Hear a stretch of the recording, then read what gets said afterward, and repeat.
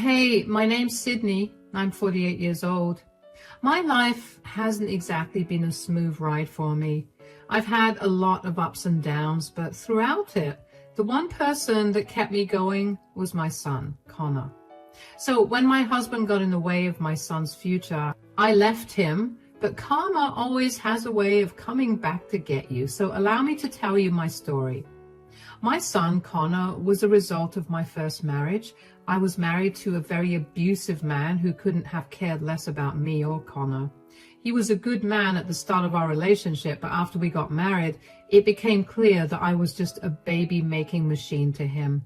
I suffered a lot because of that, and when I eventually did manage to carry a pregnancy to full term, I was blessed with Connor. But as Connor began to grow older, my ex-husband began to neglect him again. He began to then pressure me to have another child. Of course, I didn't give in because he only wanted babies, not actual growing up children. My ex only got worse after that. He began to take his anger out on Connor and me. I couldn't get out because I was fully dependent on him as a stay-at-home mom, and my family was too far away to help. One day, while my ex was picking Connor up from school, he happened to get angry about something small that Connor did and lost control of the wheel while he was yelling at Connor. They ran through a stoplight and got T-boned by oncoming traffic. Unfortunately, Connor took almost all the impact, and for a long while, he was in a coma. And for a long while, it was touch and go for me. I knew when I got the call from the hospital that I had to find a way to get away from my ex, no matter how. When Connor finally woke up, we found out that he could no longer move his legs. He was paralyzed from the waist down. Connor was only 6 when this happened, so he was beyond devastated to find out that he could not move his legs. Add to that the abuse that he'd had to endure because of his father, and Connor was a mess. Connor remained in the hospital for well over a month because he was severely injured, and in that time, I began making preparations to run away with him. My ex did not seem remorseful at all, and instead kept complaining about how high the bills were because of Connor. It took every ounce of self-restraint to keep my mouth shut around him because I could not risk giving my plan away to him. When Connor was finally set to be discharged, I told my ex I'd pick him up. When I got Connor into the car, I drove and drove until I was almost out of gas. It took a while for Connor and I to finally relax since we no longer had to deal with my ex. I spent the next year working really hard and saving up as much money as I could for Connor. I did my best to help Connor get through his mental blocks, but with how hard I had to work, I couldn't do a good job with that. And then I met Miles, my most recent ex-husband, who I never thought would be an ex. Miles and I met because I worked at a bar and he frequented it with his sister and her friends. We ended up getting to know each other and over time developed feelings for each other. The first thing I did was introduce Miles to Connor and let him know that Connor and I were a package deal. He did not seem upset by that at all and still pursued a relationship with me. We dated for 3 years, and in that time, he really stepped up and became a great father to Connor. Connor and him were practically inseparable, and I was really happy that Connor finally had a positive male influence in his life. Miles and I got married, and Connor and I moved into his house. For the next few years, life was good. The only issue we were facing was Connor's grades. He was still struggling mentally and about the loss of his legs. He couldn't cope with the fact that there would be things he would not be able to achieve. I tried to get him counseling and therapy, but he did not seem open to that. Miles and I also tried talking to him, but it was to no avail. One day, Miles came up to me while I was in my home office, and he told me we needed to talk. "We need to talk." "Yeah? What's up?" "I was doing some accounting work for us, and I realized that a huge portion of your earnings are gone. I rummaged through your stuff and I found documents for another bank. Do you want to explain yourself?" Why did you go through my stuff? Couldn't you have just asked me? I didn't think you'd readily tell me. I would have. Do you not trust me?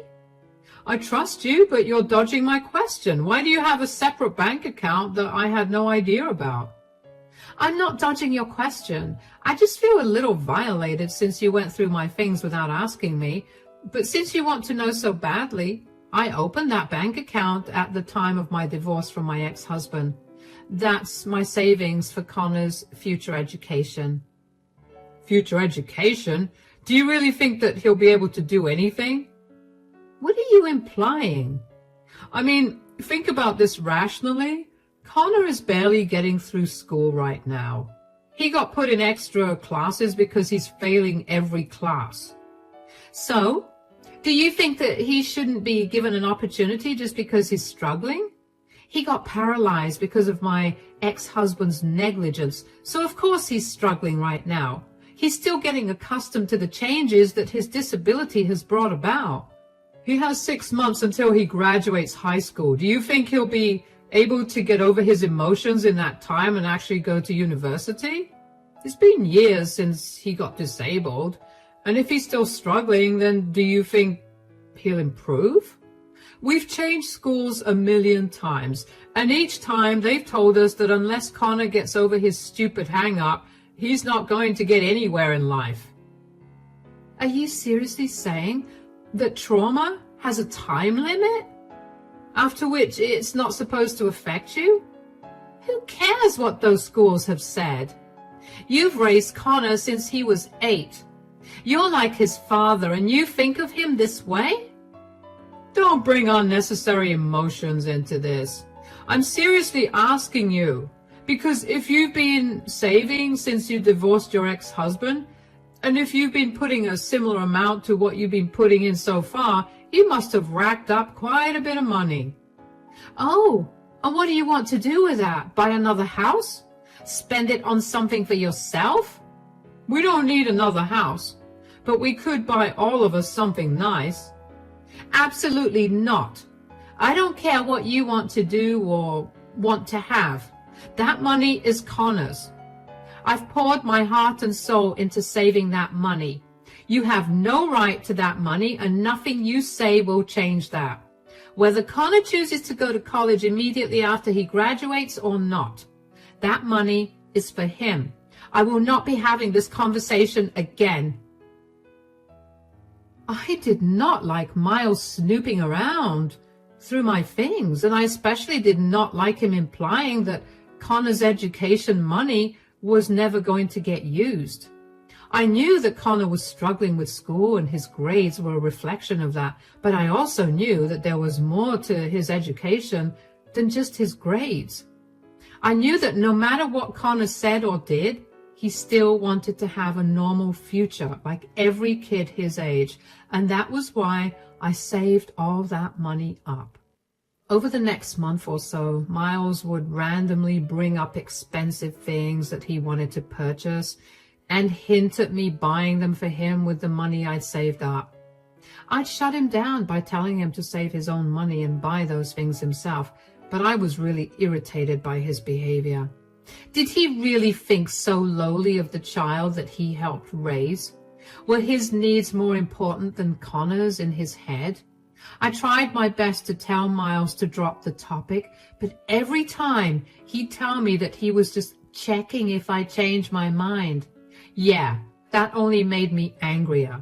Miles would suggestively ask me to buy him things almost every day, but one day he didn't mention buying anything at all, even though it was a relief to not have to deal with his requests. I couldn't help but feel like something was off. So I cautiously asked him what was going on with him. What's going on? You've been really quiet today. Well, I just got off the phone with my sister. Oh, is everything all right with Macy? Apparently they're struggling a lot financially. Oh no. Why? I thought she and her husband were making a good amount of money. Yeah, but they have a lot of debts to pay off and it's been making a dent in their earnings. They're at a point where they don't think they'll be able to pay for Jack's college. That's so sad. But Jack does have other ways of going to college. He's a smart child, so I'm sure he'll be able to get a scholarship. Yeah, but they doubt that he'll get a full ride. The rest of the tuition fees will be difficult to pay off. Jack can very easily take out a student loan. It shouldn't be a huge amount, especially if he gets a scholarship. The poor kid's already grown up surrounded by the payments of loans thanks to his parents. Do you want him to be burdened with more loans? Why are you getting all riled up? What do you expect me to do here? I want to be able to help them out. They were a huge help to me, and it's not nice to see my sister struggling like this. I get that feeling more than anything, darling, but we're also barely getting by. There's no way for us to help them out. We could help Jack out. You have savings to give him from. Savings? I don't. Are you talking about Connor's college fund? Yeah. I told you this before. That money is Connor's only. That's not going to anybody else. Come on, we could split it and Connor could take out a loan for the rest. You're okay with Jack not having any loans on his head and Connor having to deal with them? Jack is an able-bodied person who can easily work wherever he wants to pay off his student loans. Connor can't, which is why I've been so meticulous with saving up for him. We can help Connor pay off his loans. Then why don't you help Jack pay off his loans? Why does my son have to suffer when I've done everything in my power to make sure that he has a secure future? Come on.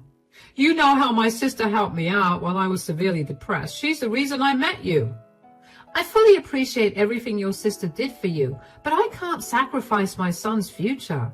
I really do not want to have this conversation with you again. Drop it. I couldn't understand why Miles kept talking about the money I'd saved up for Connor's education. And why was he so keen to help his sister out over the child that he helped raise? I know that he was severely depressed before we met, and the only time he ever went out was when his sister would physically drag him out of the house to go drinking with her and her friends. Yeah, I was grateful that I got to meet Miles because of her efforts, but I could never give away the money I worked so hard for to secure Connor's future. We were, at best, a lower middle-class family. We made just enough to get through each month and also have some savings. Giving away even a fourth of the money that I'd saved up for Connor would be very difficult to replace. Miles knew that, and he still insisted on helping his nephew, Jack. From what I'd seen, Jack was a great child, and he was also incredibly smart. The way his parents spent money was ultimately going to cost him, and that was something his parents should have realized. If I had the money, I would have helped, but I barely had enough for Connor. And when Connor found out that I had saved a lot of money for his education, he cried with joy and immediately began looking into his future. There was no way that I was going to kill that joy of his. After that conversation, things between Miles and I were a little awkward for a few days, and then we went right back to being like how we always were. I was glad that Miles didn't bring that topic up again. Until one day, I got notified that all the money from my savings account had been transferred into another account. I barely had time to register whose account it was transferred to before I was frantically calling my bank. Just as I was waiting for customer service on the phone, Miles walked in. What's going on? Why are you panicking? I just got alerted that all the money out of Connor's account got transferred. I'm trying to get in contact with the bank and figure out what's going on. Oh yeah, there's no need to do that. What? What do you mean? I was the one who transferred all your money. What? Why would you do that? How did you even get access to it? Give it back to me right now. No, I already gave the money to my sister. She needs it way more. What is wrong with you? That money was mine. You have to ask her to give it back to me. Well, today was the last day to make the payment for Jack's university. She made the payment as soon as she got the money. None of us have that kind of money to give you back. I specifically told you that money was not for anyone but Connor. How dare you? What am I going to do about Connor's education now? How stupid of you to think a useless person like him deserves to go to college. Excuse me? You've been so irrational and blind to everything that you didn't even notice how stupid your son truly is. He's pathetic and definitely doesn't deserve that money. Jack, on the other hand, has so much potential. He's been among the top students of his school for all 4 years, and he'll go much ahead in life. Connor will continue to remain a burden to us, whether he gets a college education or not, so the money was useless to him. How could you possibly say such hurtful things about the boy you helped raise? I'm not trying to be hurtful. I'm simply stating the truth. I will gladly support Connor for the rest of my life. I just saw a future education for him as useless, as he will be. You're a disgusting man. I can't believe I ever let you in Connor and my life. I want nothing to do with you anymore. You're overreacting, Sydney. Calm down. Calm down? Overreacting? You've not only thrown all my years of hard work down the drain, but you've also ruined Connor's future. Do you really feel no remorse? Not at all. I love Connor, but I'm also a realist at heart. Here's a taste of reality for you. I'm divorcing you. I don't want you in our lives anymore. Do not even bother contacting me or Connor again. You'll come to your senses eventually, and then you'll come crying back to me. I'd rather die than come crying back to a heartless monster. I can't even begin to describe to you the kind of anger I was feeling at that moment. Miles had raised Connor himself, and yet he threw away his entire future like that. Not to mention, he saw how hard I worked to save up that money. I was not a fan of him asking me to give the money away to his nephew, but I was glad that he at least asked me before he did something. I don't know why I was stupid enough to let my guard down. I should have considered that a warning sign. Then again, I never thought that Miles was capable of doing something so horrible. Aside from how betrayed I felt because of Miles, the only other thing I felt was guilt and shame. I didn't know how to tell Connor that the future we'd been planning for him for so long was not going to be a reality. Even if it was, he'd have to work very hard to get it. Connor was confused about what was happening, because when I went to pick him up from school, I started driving in the opposite direction of our house. He asked me what was going on, and in the briefest way possible, I told him that Miles and I were getting a divorce. Connor was taken aback, but remained silent until I got to my mom's place, which was a good 4 hours away from where we lived. When I finally calmed down enough, I sat Connor down and explained what had happened. He was devastated that he would not be able to go to his dream college without having to take a huge loan out, and even angrier that Miles had done that to us. It took a while for us to get back on our feet, but luckily, Connor only had to go to school for his finals. He had enough attendance for him to skip the last 2 weeks of school, and I talked to his principal to make sure it was okay as well. After that, Connor began applying to various colleges. He worked hard and managed to get good enough grades that he would definitely be able to secure a scholarship, which he did. He didn't have to take out a huge loan, but the loan he took out ended up being a feasible amount to pay off in the next 4 to 6 years. After Miles left us, it was like a switch flipped in Connor. He asked me if my offer to take him to therapy was still on the table, and of course, I said it was. Starting therapy was like a miracle for Connor. He went from being pessimistic and dull about everything to being one of the happiest people I know. It was amazing to see my son look so full of life. Connor even opened up to me a lot about what he'd been struggling with at school, and I apologized a lot for not being there for him enough. Connor worked really hard in college, the most I'd ever seen him work, if I'm being honest. Aside from working, he also made a good amount of friends. One of these friends was the son of a business mogul in the town we used to live in with Miles. Connor ended up making a great impression on his friend's dad, and so his dad offered him an internship at his company. Connor performed really well at the internship. In fact, he did so well that his friend's dad offered him a salaried position as the manager of a certain team.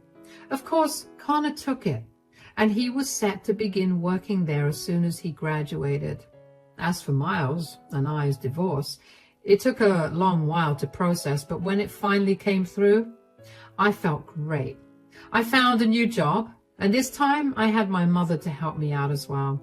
Connor was no longer at home a lot, so having some company was great. I hadn't had any contact with Miles throughout Connor's years at college, which was about 4 years, and I was beyond glad about that. But one day, while I was out for coffee, I felt someone tap my shoulder. I turned around and saw Miles. "Sydney, can we talk?" "What in the world? How did you find me? Have you been following me?" "No, I happened to be in town for business and yeah, I did my best to find where you were.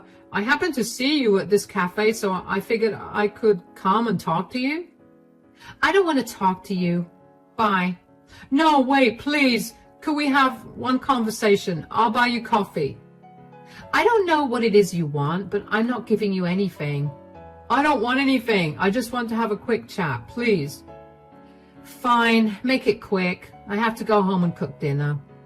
"Yes, of course. Here, let's sit down." "Why are you being so nice to me right now?" "It's been a long time since we saw each other. It would be rude of me to not be nice." "Yet, when we were together, you happily gave away Connor's future." "About that, I'm so sorry that I did that." "Your apologies mean nothing to me, Miles. What do you want to talk about?" "Nothing in particular. I just wanted to ask you how you were doing." "Cut it out. I know you. You need a favor and you need me to help you out. What is it?" "I just wanted to apologize for everything I said and did all those years ago. I know I hurt you and Connor deeply. I shouldn't have gone behind your back and given away the money you worked so hard for. And more importantly, I shouldn't have misjudged and talked down to Connor. I should have been more empathetic and understanding of what he was going through, but it looks like he's been doing good now. I'm so sorry I underestimated our son." "Our son? He's not your son at all. He's only mine. You did nothing but make things worse for him. If you were truly his father, you would never have constantly told me how incapable Connor was. You have no idea how deeply those words affected him. If I had known that you tried to get him to convince me to give you his money, I would have left you much earlier. I know I messed up, but clearly Connor would have been doing okay with or without me." "How do you even know that he's doing good?" "That's the thing. My old boss retired and my company had the position open for quite a long time because they could not seem to find a good enough hire. And recently they did. Imagine how surprised I was to find out that it was Connor.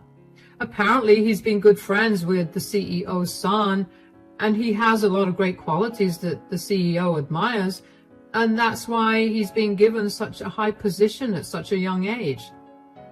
"Oh, so what? Are you scared that Connor is going to mess things up for you? Is that why you've been trying to contact me? Is that why we're talking right now? Do you want me to speak to Connor and tell him to put things aside and not let his past get in the way of work?" "I'm just worried that it'll impact my job. I'm going to get married soon and I have a child on the way. I can't afford to lose this job. I just want you to tell Connor that I'm sorry for whatever I've done to him and ask him to be lenient towards me." "I know how I've raised Connor, and I know that he would never fire you, but I also know that he's been through enough because of you, so he would never be lenient with you. I hope he works you like a dog and constantly criticizes everything you do. I will not tell him we met today, so be prepared for anything. Good luck." "Do you really not care for me at all, even after we spent so many years together?" You never cared about me or Connor when I was with you, so why would I care for you now? Never contact me again. Bye. I cannot even express in words how happy I was to hear that Miles was working under Connor. It really felt like karma had come back to finally teach Miles a lesson for being so cruel to him.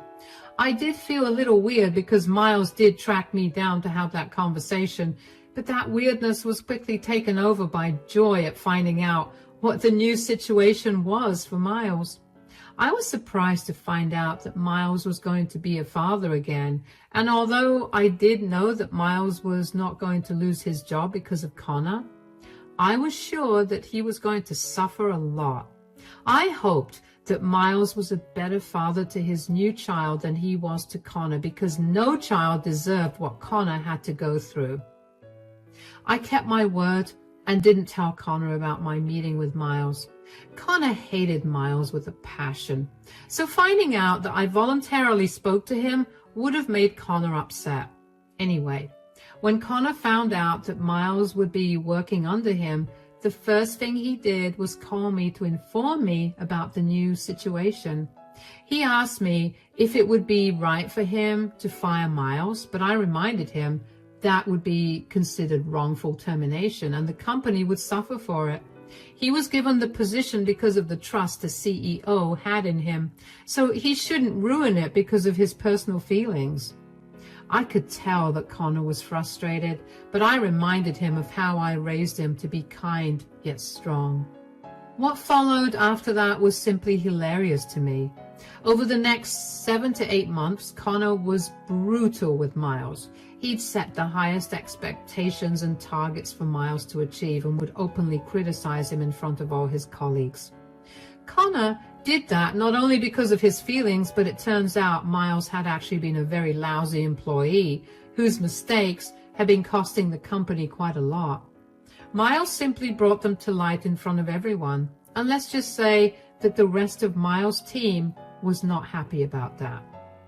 Miles quickly became an outcast among his colleagues, and he was forced to stay behind and correct a lot of his mistakes.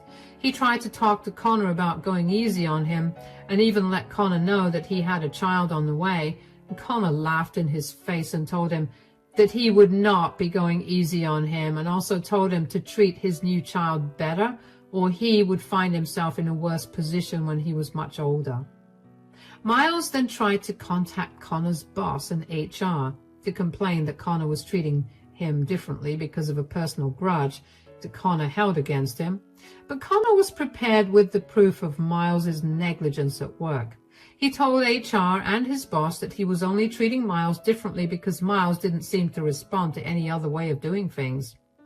When the company reviewed Miles' work, they were appalled and told Miles that the only reason they'd let him stay was because they were seeing improvement in his work, thanks to Connor. They told him that he was free to leave if he wanted to, but knowing his predicament, Connor and I knew that he couldn't leave the job. So he is still suffering under Connor, and that makes me unbearably happy. Connor and I are doing great now. We feel like this new development is a great closure for both of us. It took us a long while to adjust to Miles's absence and his neglect, but now that we've managed to move past that, we're both in a happier place. For those of you wondering about what happened to my ex-sister-in-law's child, Jack, who got all of Connor's money, he ended up dropping out of college halfway through and running away with his girlfriend, who he got pregnant. He's barely making a living right now, and he has no contact with his family. The only reason I know this is because I'm still close with some of Miles's family, and they told me this. I feel sad that the money I saved up for so long got wasted like that, but I'm glad that in the end, things worked out for the better. I can only imagine that life has so many more good things to offer us, so I'm excited to see what they are. Thanks for listening to my story.